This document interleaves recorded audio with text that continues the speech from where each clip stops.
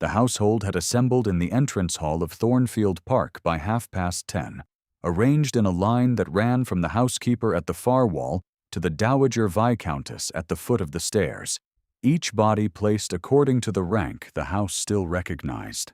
It was the second week of October, the hedgerows along the Hampshire lanes already stripped to brown lattice, and the light that came through the tall windows was the color of weak tea. Caroline stood at the edge of the line, not quite among the servants and not quite beside the dowager, in the gray silk of half-mourning that had been let out twice at the bodice, and still did not sit right. She had dressed with care that morning. She had pinned her hair without the help of a maid, because the maid had been reassigned 3 days earlier to prepare the guest chambers, and she had chosen the gray silk, because it was the one gown she owned that did not carry the faint smell of garden soil at the cuffs. The new Viscount Halford was expected before noon. The cousin. The man who had inherited the title, the house, the tenants, the debts, the horses, the silver, the library with its south-facing windows, and the question of what to do with the woman his predecessor had married, and then, over 5 slow years of illness, left behind. Caroline kept her hands still at her sides and watched the door. She had not been told whether to curtsy or to offer her hand. No one had told her anything. The dowager had arranged the household's positions that morning with the efficiency of a woman restoring a room to its proper order after an inconvenient party.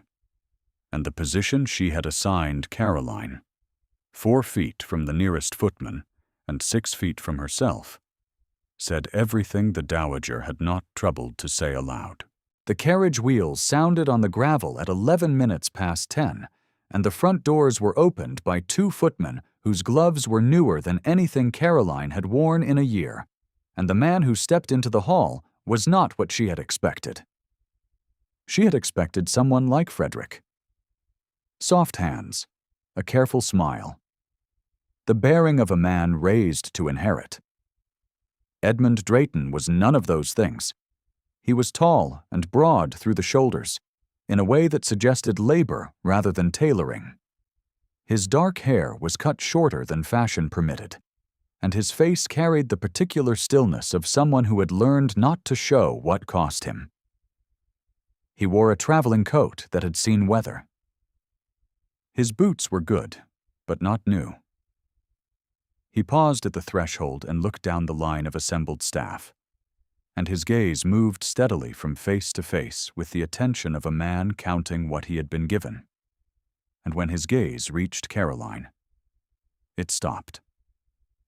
Not long, a half-second longer than it had rested on anyone else, his jaw shifted, and something behind his eyes changed register, and then he looked away and addressed the dowager with a bow that was correct without being warm. Caroline's pulse was in her throat. She did not know why. If you have ever stood in a room that used to be yours and felt the air change when the new owner walked in, you know the quality of silence she was holding inside her chest. It is the silence of a woman waiting to be told where she belongs. The dowager stepped forward. Her diamonds caught the weak light and threw it in small, bright fragments across the stone floor, and her voice carried the polish of a woman who had spent 40 years in rooms precisely like this one. "Lord Ashford," she said, using the title as though she were handing him a coat she expected him to grow into. "Welcome to Thornfield. We are relieved you have come."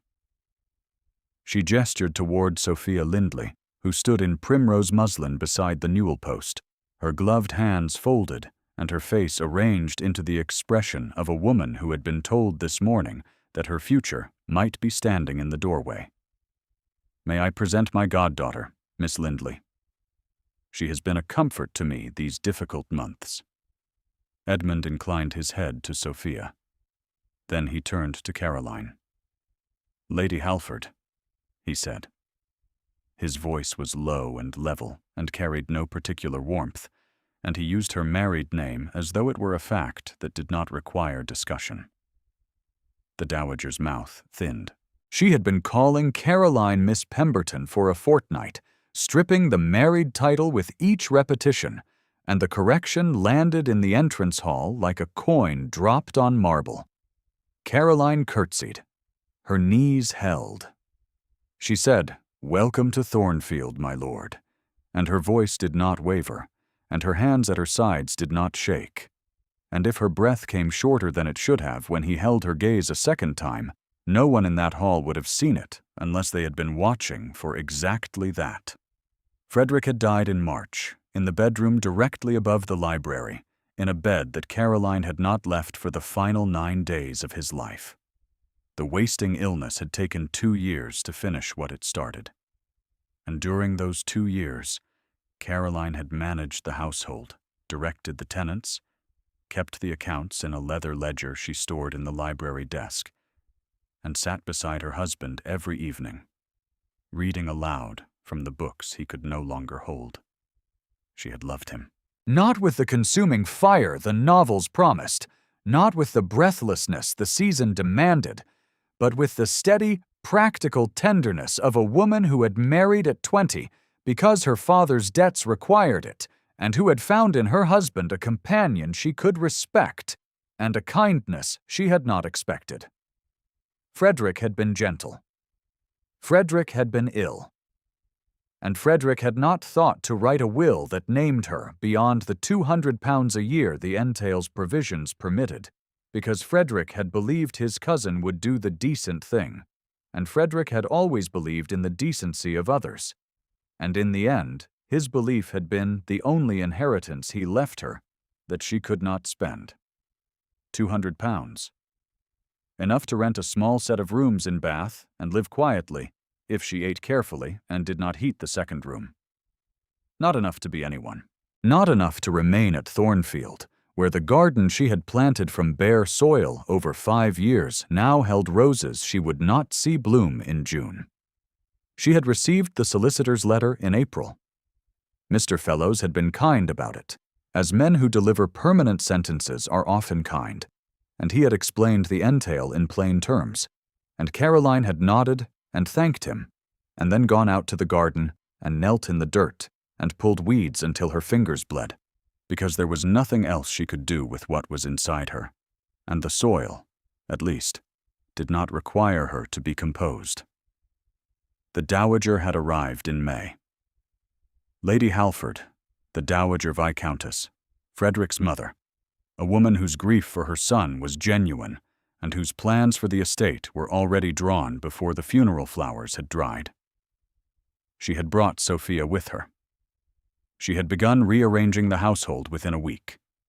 She had moved Caroline from the large bedroom to a small room above the kitchen, and she had done it with a sentence Caroline heard her say to Sophia in the morning room on the 3rd day, her voice carrying through the door that the maid had left ajar. "She is a relic of my son's arrangement," the dowager said. "Nothing more. We must see to it that the new Viscount understands what he has inherited and what he has not." Sophia had murmured something Caroline could not hear. Caroline had stood in the hallway with her hand on the wall and her pulse in her wrists, and the words settling into her like a stone dropped into still water. Relic. She went to the garden afterward. She always went to the garden afterward. The botanical watercolors she had been painting for 5 years were kept in a flat leather case beneath the library window. 47 pages of Thornfield's roses and herbs and climbing jasmine rendered in careful color with the brush set her mother had given her before the debts took everything. She opened the case and turned to the page she had been working on, a study of the roses along the south wall, and she painted until the light failed, and then she closed the case and went to the small room above the kitchen and lay in the narrow bed and listened to the house settle around her, like a body she was no longer permitted to call her own. The morning was cold. October frost had silvered the garden beds and turned the herbs to pale architecture, and Caroline was on her knees in the kitchen garden before the house had stirred, her fingers working the soil around the base of the rosemary she had planted in her first year at Thornfield. Tom was beside her. He was 10 years old and thin, in the way that boys who do outdoor work in insufficient coats are thin, his wrists jutting from sleeves that had been too short since summer, and he knelt in the dirt beside her with the careful attention of someone who had learned that this woman would teach him things no one else would bother to explain. "This one," Caroline said, her voice low and steady in the cold air. "Rosemary, you can tell by the leaf. Narrow, almost like a needle, and the underside is gray. Smell it." Tom leaned forward and breathed in, and his face split into a grin that was too wide for his narrow jaw, and Caroline smiled at him, and neither of them knew that Edmund Drayton was standing at the library window directly above them, his hand resting on the frame and his breath making a small circle of fog on the glass. He had been awake since 5. The bed they had given him was too soft, and the room was too large, and the house was too quiet, in the way that houses are quiet, when the person who understood them is gone, and the person who replaced him does not yet understand what he has been given. He had come to the library because the library was the one room whose arrangement suggested a mind he recognized, the books shelved by subject and season rather than by size, the desk positioned where the light fell longest, the leather case of watercolors beneath the window that he had opened without permission and studied for 10 minutes before the guilt of trespass stopped him. They stopped him where he stood, precise and patient and vivid, each page a record of a garden he had walked through yesterday without seeing, and the handwriting in the margins, small and disciplined, identified each plant by its common name and its Latin name and the month it flowered and the soil it preferred. And the hand that had written those notes was the same hand now working the frozen rosemary bed below, bare and reddened and moving through the soil with the confidence of someone who belonged to this ground. He watched her teach the boy. He watched her brush the dirt from the boy's coat with the absent care of a woman accustomed to mending things that were not hers. He watched her stand and press her hand to the small of her back and look out across the garden she had built, and her face in that unguarded moment held something he had not seen in the entrance hall, a tenderness so frank and so undefended that his chest tightened, and he stepped back from the window, as though he had been caught where he should not have been. He found her in the garden 20 minutes later. He had come through the kitchen door and crossed the gravel path and stopped 3 paces from where she knelt. And his voice, when he spoke, was level and carried the cadence of a command rather than a question. "You will catch your death working without a coat, Lady Halford. Go inside." Caroline looked up. Her hands were dark with soil, and her cheeks were flushed from the cold, and her eyes, when they met his, held a steadiness that cost her more than he could have known. "I am quite well, my lord. I have worked this garden in colder mornings than this." "You misunderstand me," he said. "It was not a suggestion." She stared at him. His face was unreadable, his jaw set, his eyes the color of slate, and she read his words as she had been trained by 5 years of hierarchy to read every command issued by a man who outranked her, as authority exercising itself because it could. She rose. She brushed the soil from her skirt. She went inside. She did not see that he watched her go, or that his hand, at his side, opened and closed once against the empty air where a coat he should have offered would have been. The dinner was the dowager's production. She had invited 4 families from the neighboring estates, and she had seated Sophia at Edmund's right hand, and she had placed Caroline at the far end of the table beside the vicar's elderly mother, and the arrangement of bodies in that candlelit room said everything the invitation cards had not. The silver was Frederick's. The crystal was Frederick's. The flowers on the table were roses from the garden Caroline had planted, cut that morning by a servant who had not asked her permission, and their scent reached her across the length of the table and settled against her skin like an accusation she could not answer aloud. The conversation moved around her. Sophia spoke to Edmund about the November assembly in Winchester, her voice carrying the bright, practiced confidence of a young woman who had been told since childhood that she was the correct answer to every question a drawing room could ask.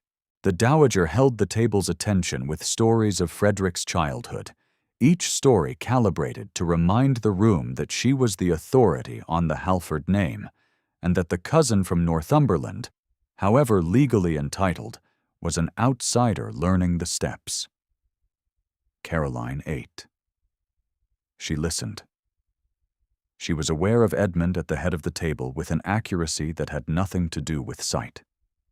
She knew when he set his glass down. She knew when he shifted in his chair. She knew when his gaze moved down the table toward her, because the skin at the back of her neck warmed, and she kept her eyes on her plate and did not look up, and her hand on her knife trembled once, and then steadied. The Dowager spoke. She was addressing Mrs. Graves from the neighboring estate, her voice pitched to carry across the linen and the roses and the crystal. "One cannot fault a relic for not knowing when to step aside," she said. She smiled as she said it. She sipped her wine. The table fell quiet for a beat, the way tables do when a cruelty has been spoken in a register too polished to challenge, and Mrs. Graves glanced at Caroline and then looked away, and the vicar's mother beside Caroline placed her hand briefly on Caroline's wrist beneath the table and squeezed, and Caroline did not move. She did not flinch. She kept her face composed and her back straight, and her eyes on the roses that she had grown and that someone else had cut. At the head of the table, Edmund's hand tightened around the stem of his glass. His face did not change. His jaw, already set, did not visibly shift. His eyes found the Dowager's and held them for 3 seconds, and in those 3 seconds, something passed between them that the room could not read, and that the Dowager, for the first time that evening, did not control. He said nothing. He looked away. The Dowager resumed her conversation with the brightness of a woman who has never been contradicted in her own dining room and does not intend to begin tonight. Sophia laughed at something the gentleman beside her had said, and the sound was clear and pleasant and empty. And Caroline excused herself before the pudding was served, and walked to the small room above the kitchen, and closed the door, and pressed her forehead to the cool plaster of the wall, and stood there in the dark for a long time, breathing, and the word relic sat behind her teeth like something she had swallowed that would not go down. The accounts brought them together. The Dowager had not anticipated this. She had expected the new Viscount to rely on Mr. Fellows for the estate's business, and Mr. Fellows would have directed the Viscount's attention toward the arrangements the Dowager preferred, and Caroline would have been made unnecessary by increments, each replaced task a brick removed from the wall of her reason to remain. What the Dowager had not anticipated was that Edmund would open the ledger in the library on his 3rd morning at Thornfield, read 4 pages of figures in Caroline's precise hand, and send a footman to ask Lady Halford to join him at her earliest convenience. Convenience, as though she had appointments, as though she had anywhere else in the world to be. She came to the library in her gray silk and sat in the chair across the desk from him, and for 3 hours they went through the tenants' accounts, the harvest yields, the roof repairs she had authorized in August, the drainage work she had negotiated with the neighboring estate, and the outstanding debt of £400 that Frederick had owed a London merchant, and that Caroline had been paying in quarterly installments from her own £200 a year. Edmund listened. He asked questions that were specific and that showed he had read the ledger before she arrived. He did not praise her. He did not thank her. He did not say what any of it meant to him, and she did not expect him to, because she had spent 5 years married to a kind man who could not manage his own household. and she had learned that competence, in a woman, was a thing men acknowledged with silence when they acknowledged it at all. His hand was on the desk between them. Her hand was on the ledger. The distance between them was perhaps 8 inches of polished oak, and Caroline was aware of those 8 inches with a specificity that made her angry at herself, because she was a widow in half-mourning, and he was the man who owned the house she was losing, and the distance between their hands was not a thing she should have been measuring. She had loved Frederick. She had.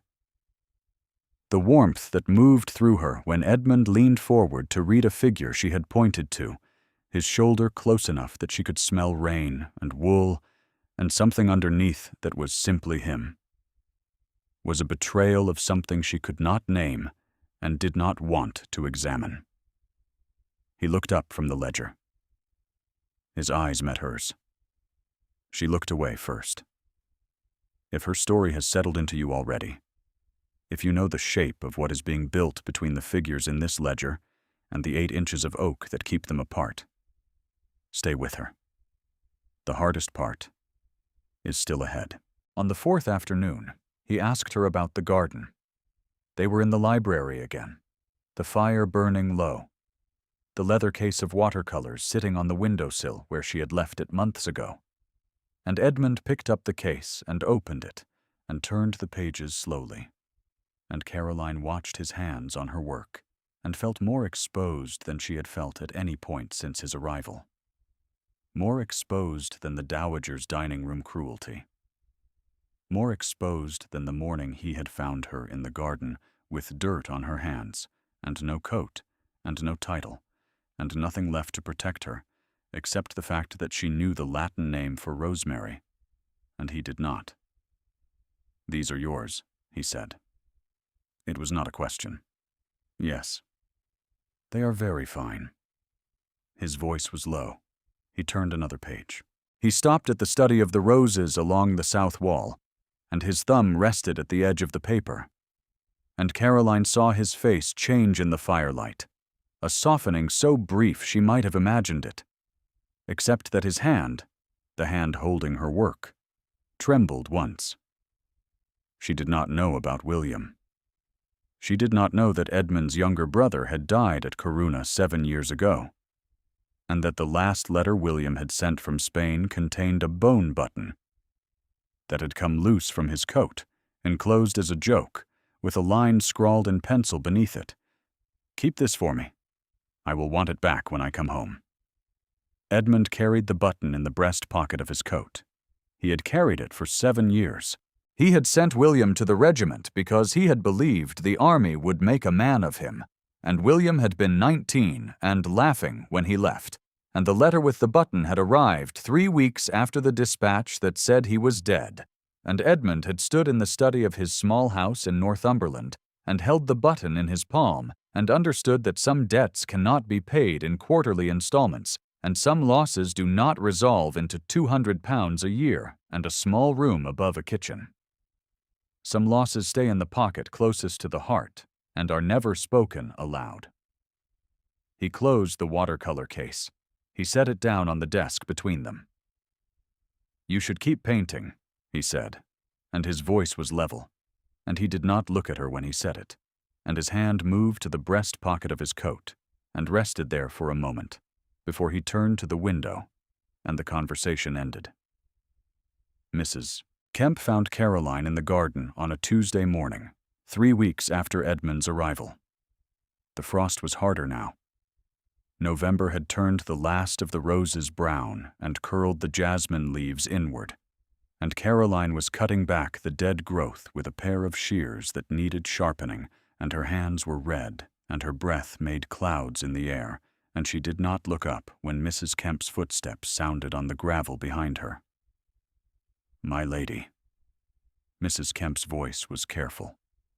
She was a woman of 50 who had served the house for 20 years, and who had watched Caroline arrive as a bride and tend a dying man and plant a garden and hold the household together with nothing more than her own quiet hands, and the look on her face now was the look of someone about to deliver a weight she wished she could carry herself. "Tell me," Caroline said. She did not stop cutting. "I was outside the study this morning. The Dowager was speaking with Mr. Fellows." Mrs. Kemp paused. Her hands twisted in her apron. "She told him to remove the relic from the premises before the new year. Those were her words, my lady. Remove the relic." The shears stopped. Caroline's hand went still against the stem she had been cutting, and the brown stem held the blade, and the blade held her hand. And for a moment the world narrowed to the pressure of metal against wood, and the sound of Mrs. Kemp's breathing, and the vast, indifferent quiet of a garden that was about to become someone else's. She had known.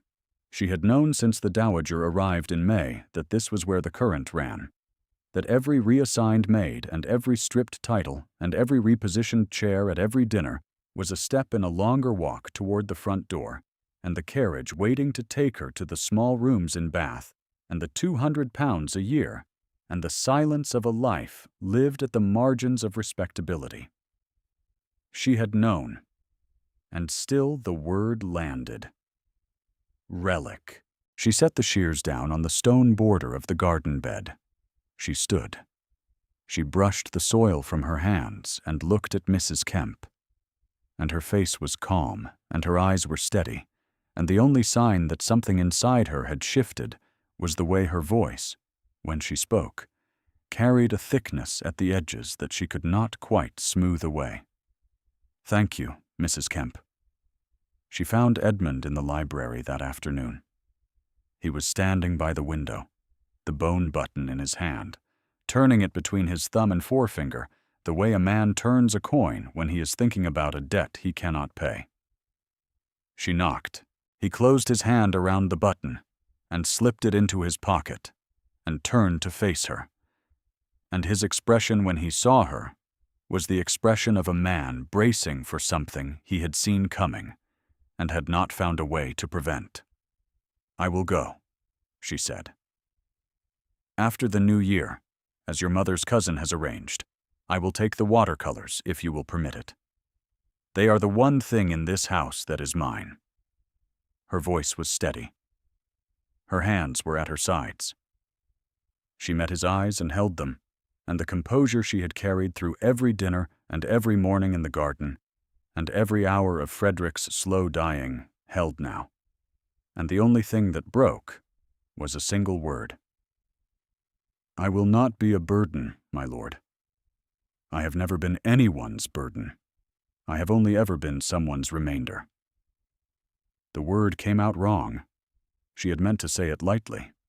She had not meant for it to land the way it did, heavy and raw and honest, and she saw his face change when she said it, saw the stillness in him fracture for a half-second before he recovered, and she turned and walked out of the library before he could speak, because she had said the one thing she had promised herself she would not say, and she could not stand in front of him while it rang in the air between them. She went to the garden. She knelt in the frozen soil beside the rosemary and gathered her watercolor case from where she had left it on the stone bench, and she held it against her chest and looked at the garden she had built from bare earth, and the tears she had not permitted herself for 7 months came, and they were quiet, and they were brief, and they fell into the soil of a garden that would bloom without her in the spring. The Dowager's reception was held on the last Saturday of November. She had arranged it as a celebration of the new Viscount's arrival, and she had invited every family of standing within 10 miles, and she had ordered the ballroom opened for the first time since Frederick's funeral, and the chandeliers were lit, and the silver was polished, and the flowers were hothouse roses that had been brought from Winchester because the garden roses were dead, and because the Dowager did not trust the garden's authority in any case. Sophia stood beside the mantelpiece in white silk, her hair dressed with seed pearls, her face arranged into the expression of a woman who understood her position in the evening's architecture. The Dowager moved through the room with the confidence of a woman who had rebuilt the order of her house according to her own specifications and who expected, tonight, to see the final piece placed. Caroline's belongings were packed. The carriage to Bath was ordered for Monday. She had come tonight because Mrs. Kemp had brought her the invitation, and because Mrs. Kemp's eyes, when she delivered it, had held something that Caroline could not refuse, and so she stood in the doorway of the ballroom in the gray silk of half-mourning, the dress she had worn to greet Edmund on his first morning. And the room looked at her, and the room looked away. Edmund was by the far window. He wore black not for mourning, she thought, simply because black was what he owned, and his face carried the same carved stillness it had carried since his arrival, and he was listening to a gentleman from the neighboring estate speak about drainage, and his eyes were on Caroline. She looked down. She moved to the edge of the room. She accepted a glass of wine from a footman whose name she knew and whose name the dowager had never learned, and she stood in the shadow of a column and watched the room she was leaving perform the rituals she would not be present to witness again. The dowager spoke. She was at the center of the room, her voice carrying easily across the candlelight and the crystal and the murmuring bodies, and she raised her glass and said, "To the new Lord Halford, to the future of Thornfield, and to the season ahead, which I trust will bring all the arrangements this house deserves." She glanced at Sophia. The room understood. Sophia lowered her eyes in the manner of a woman who has been trained to receive implication as though it were a gift. Edmund set his glass down on the windowsill. He did not pick it up again. The room was still moving, still murmuring, still performing its agreement with the dowager's architecture, when Edmund walked. He did not cross the room in 3 strides. He crossed it in 8, and each stride was measured and deliberate, and the room went quiet in stages as he passed. First the gentleman nearest the window, then the women by the mantelpiece, then the dowager herself, whose glass paused halfway to her mouth as she tracked his path across the polished floor. He stopped in front of Caroline. She looked up. His face was still. His jaw was set. His eyes held hers with an intensity that was neither warm nor cold, but something more precise than either.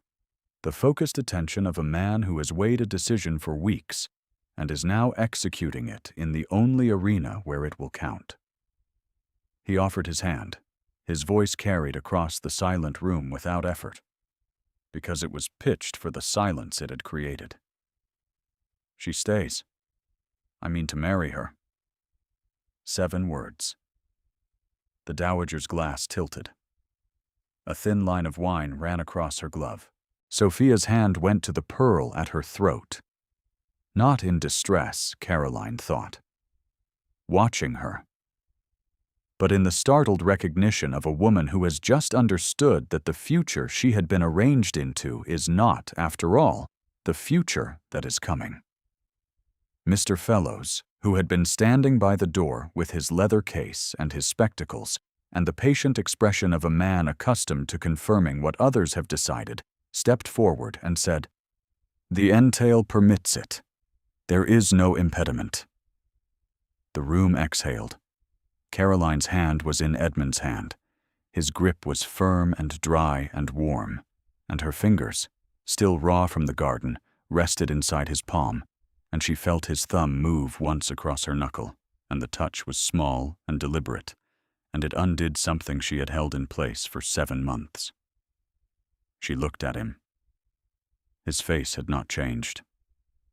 His jaw was still set, his eyes still the color of slate. His mouth was the only thing that moved, the faintest shift at one corner, and if she had not been standing close enough to feel his breath, she would not have seen it. The dowager's posture held for 3 seconds. Then her shoulders dropped 1/4 of an inch, and the glass in her hand steadied. And her face rearranged itself into the expression of a woman recalculating a position she had believed was fixed. She did not speak. She looked at Caroline, and she looked at her son's cousin, and she looked at the room that was already turning toward the new arrangement. And what moved across her face was not defeat. Precisely. But the slow, uncomfortable recognition that the order she had spent 6 months building had been overturned by a man who did not raise his voice, and a woman she had called a relic, and the 7 plainest words spoken in that ballroom since the chandeliers were lit. Sophia exhaled. She released the pearl at her throat. She looked at Caroline, and her expression held something that was almost, for a moment, relief, and then she turned to the gentleman beside her and resumed a conversation about the roads to Winchester that had never, in its history, been so gratefully received. Spring came to Thornfield in the first week of April, the way it always came to Hampshire, not all at once, but in a slow procession of small returnings, the snowdrops first, then the crocuses along the south wall, then the jasmine uncurling in the weak sun and reaching for the trellis Caroline had built in her 2nd year. She was in the garden. She was always in the garden. The leather case was open on the stone bench beside her, and the page she was working on was new. The first new page since November. A study of the rosemary bed in early light, with the frost still clinging to the leaf margins, and her brush moved in the careful, steady strokes of a woman who has been given back the time she thought she had lost. Tom was beside her, taller now, his sleeves almost long enough. He held a primer in his hands, a proper one that Edmund had ordered from London, and he read aloud from it in a halting voice that strengthened on each line, and the words he was reading were about herbs. Edmund was in the library. He was standing by the window that looked down onto the garden, and on the sill beside his hand, the bone button sat in a small dish of blue glass that Caroline had found in the kitchen and cleaned and placed there without explanation, and he had not moved the dish, and he had not moved the button, and the light that came through the south-facing glass caught both of them and held them in the same thin warmth. The dowager had removed to the dower house in January.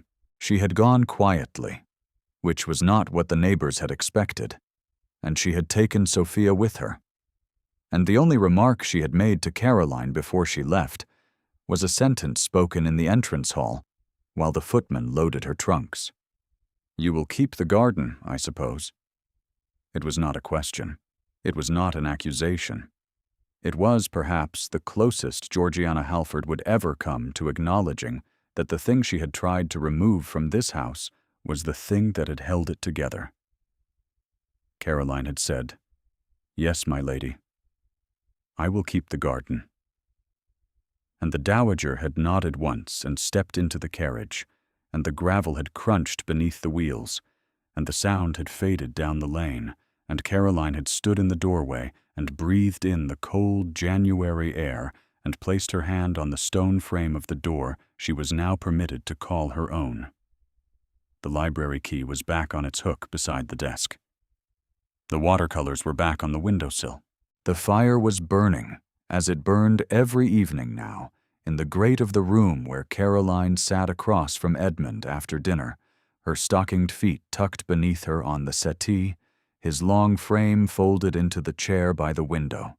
The silence between them, the warm, undemanding silence of two people who had each carried a loss alone and were learning. Slowly, that loss held in the same room weighs less. He had told her about William. He had told her on a night in December. The fire low, his voice level, his hand in his pocket where the button lived. And he had said the words without flinching, and she had listened without interrupting. And when he finished, she had reached across the space between the chair and the settee, and placed her hand on his, and his hand had turned beneath hers, and their fingers had closed together, and neither of them had spoken for a long time, and the fire had burned down to embers, and the silence had held. Outside the library window, a wren landed on the garden wall.